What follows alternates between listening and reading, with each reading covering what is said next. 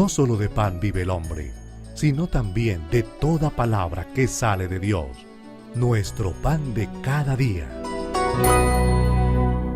Este domingo también el Señor viene de una manera especial a nosotros con su palabra. Él hoy nos hace una pregunta muy importante. Tratemos de escuchar con suma atención el texto del Evangelio para que nosotros podamos responder a esa pregunta que el Señor hoy nos hace. Escuchemos. Del Santo Evangelio según San Marcos. En aquel tiempo, Jesús y sus discípulos se dirigieron a las aldeas de Cesarea de Filipo. Por el camino preguntó a sus discípulos: ¿Quién dice la gente que soy yo? Ellos le contestaron: unos Juan Bautista, otros Elías y otros uno de los profetas. Él les preguntó: ¿y vosotros quién decís que soy? Pedro le contestó: tú eres el Mesías. Él les prohibió terminantemente decírselo a nadie y empezó a instruirles: el Hijo del Hombre tiene que padecer mucho, tiene que ser condenado por los senadores, sumos sacerdotes y letrados, ser ejecutado y resucitar a los 3 días. Se lo explicaba con toda claridad. Entonces Pedro se lo llevó aparte y se puso a increparlo. Jesús se volvió y de cara a los discípulos increpó a Pedro: quítate de mi vista, Satanás. Tú piensas como los hombres, no como Dios. Después llamó a la gente y a sus discípulos y les dijo: el que quiera venirse conmigo, que se niegue a sí mismo, que cargue con su cruz y me siga.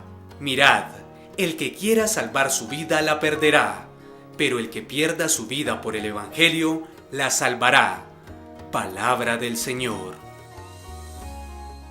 La pregunta que el Señor hace a sus discípulos, a sus apóstoles, y que hoy a través del tiempo nos hace también a nosotros es: ¿quién dicen ustedes que soy yo?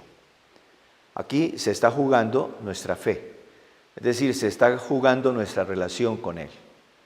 Si nosotros aceptamos lo que muchas personas dicen acerca de Jesús, pues podemos pensar que Jesús fue un personaje muy importante en la historia de la humanidad, porque empezó un movimiento religioso que tuvo una enorme trascendencia en el occidente de la civilización.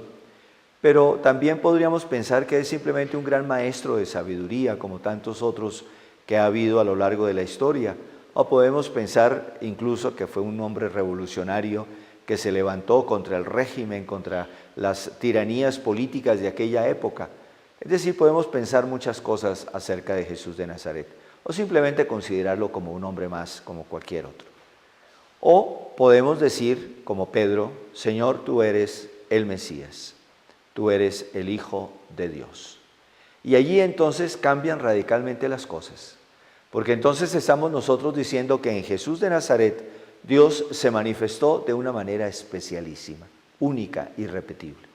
Que en Jesús de Nazaret Dios vino a nosotros, porque Jesús, ese hombre, ese nazareno, es Dios mismo, es el Hijo de Dios, hecho hombre en el seno de la Virgen María, que quiso compartir con nosotros toda nuestra condición humana, para que nosotros pudiéramos de verdad llegar a Dios, para que nosotros pudiéramos reconciliarnos con Dios y con los demás, y poder participar de la vida misma de Dios en nuestra vida ordinaria. Sin embargo, esa confesión de fe, que tal vez nosotros podemos dar con una cierta facilidad, es tremendamente exigente. Inmediatamente el Señor empieza a explicar en qué consiste su mesianismo, cómo Él va a manifestar plenamente el amor y la misericordia de Dios, y lo hace anunciando su muerte y su resurrección. Entonces Pedro, que acaba de confesar su fe en el Mesías, se revela: Señor, por Dios, ese no es el camino. Cristo lo reprende. Yo pienso que aquí también nosotros podemos encontrarnos con nuestras actitudes tantas veces. Muchas veces nosotros queremos un Cristo, pero un Cristo, no el Cristo doliente, el Cristo paciente, el Cristo que muere en la cruz por nosotros, y mucho menos queremos nosotros seguirlo a Él por ese camino del dolor, del sufrimiento, sino que queríamos y quisiéramos que fuéramos siempre felices, pasándola bien, tranquilos, que desapareciera definitivamente todo lo que significa esfuerzo, lucha, todo lo que significa entrega, generosidad, todo lo que significa sacrificio. Hoy en día realmente la palabra sacrificio parece una palabra totalmente fuera de moda, mandada plenamente a recoger.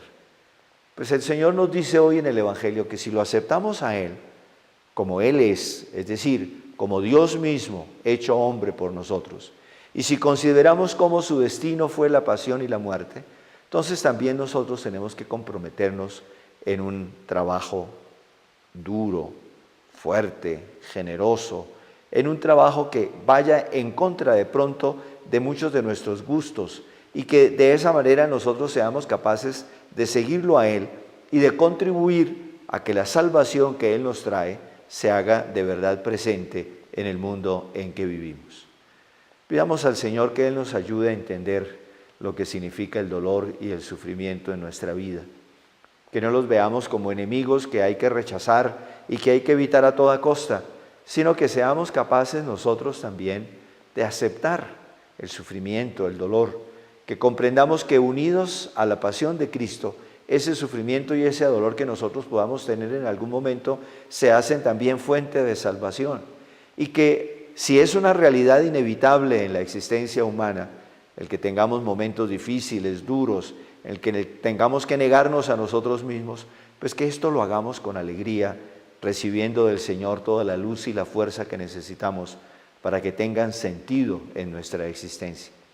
No permitamos que el hedonismo, es decir, la búsqueda desaforada de placer, de pasarla bien, vaya corroyendo toda nuestra existencia, sino que seamos hombres valientes, hombres de carácter, hombres capaces verdaderamente de afrontar todas las circunstancias difíciles para alcanzar las metas que el Señor nos ha colocado y que tienen que ser nuestras metas porque son aquellas que verdaderamente nos hacen felices. La bendición de Dios Todopoderoso, Padre, Hijo y Espíritu Santo, descienda sobre ustedes y permanezca para siempre. Amén.